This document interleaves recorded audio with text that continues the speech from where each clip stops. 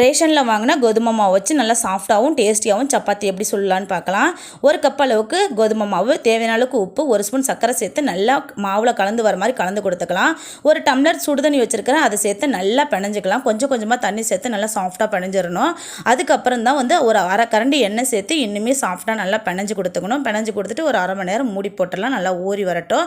ஊறி வந்ததுக்கப்புறம் அதை குட்டி குட்டி பாலாக எடுத்து உருட்டிட்டு நல்லா வரமாவு பக்கத்தில் வச்சுக்கிட்டு அதை நல்லா டிப் பண்ணிடுங்க. எப்போயுமே சப்பாத்தி சுடும்போது ஆயில் அதிகமாக சேர்க்கக்கூடாது. அப்போ தான் அதோடைய முழு சத்தும் நமக்கு கிடைக்கும்.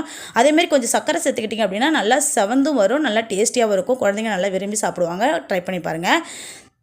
பக்கத்தில் தவாலையுமே எண்ணெய் தடவக்கூடாது. எண்ணெய் தடவாமல் தவா காஞ்சதுக்கப்புறம் நல்லா எந்த அளவுக்கு மெலீஸாக திரட்ட முடியுமோ அந்தளவுக்கு நல்லா மெலீஸாக திரட்டி இந்த மாதிரி முன்னே பின்னி நல்லா ஹீட் பண்ணி எடுத்துருங்க. நல்லா செவந்து வந்துடும். நல்லா ஃபுல்கா மாதிரி உப்பியும் வரும். இதுக்கு சைடிஷ் நேற்று வச்ச வெள்ளை குருமா தான். இந்த பதிவு பிடிச்சிருந்தா சப்ஸ்கிரைப் அண்ட் லைக் பண்ணி சப்போர்ட் பண்ணுங்கள். ஓகே, பாய்.